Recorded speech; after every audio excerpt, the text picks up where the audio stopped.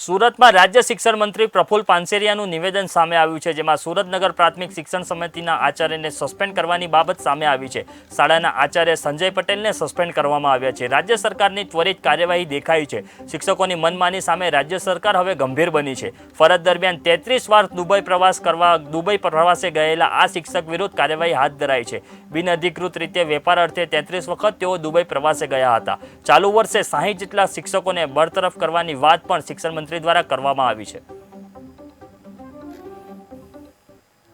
આજે સુરતમાં અને અન્ય વિસ્તારની અંદર જે શિક્ષકો વધુમાં વધુ રજા પાડી 3 મહિનાના 6 મહિનાની રજાઓ પાડીને વિદેશ જઈ ત્યાં જોબ કરે, ત્યાં બિઝનેસ કરે, આવા જૂજ ઉદાહરણો છે। લાખો શિક્ષકો ગુજરાતમાં છે। બધા જ લોકો બહુ સરસ રીતે પોતાનું કર્તવ્યને નિભાવી રહ્યા, પણ આખા સુરતની અંદર 2 શિક્ષકો આવા મળ્યા છે। એનો મિનિંગ એવો નથી કે દરેક શિક્ષકો આવા છે।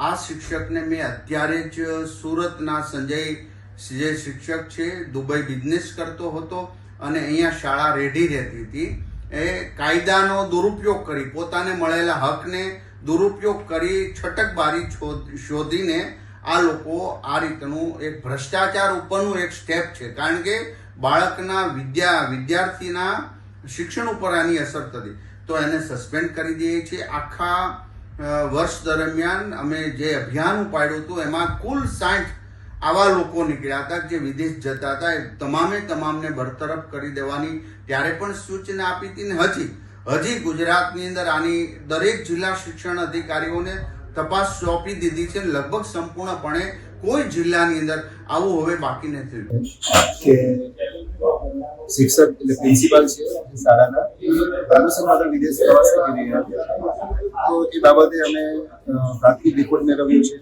અને હવે એની ઉપર અમને કારણદર્શક નોટિસ આપી છે અને એમને જવાબ રજૂ કરવા માટે એમને તક આપી હતી।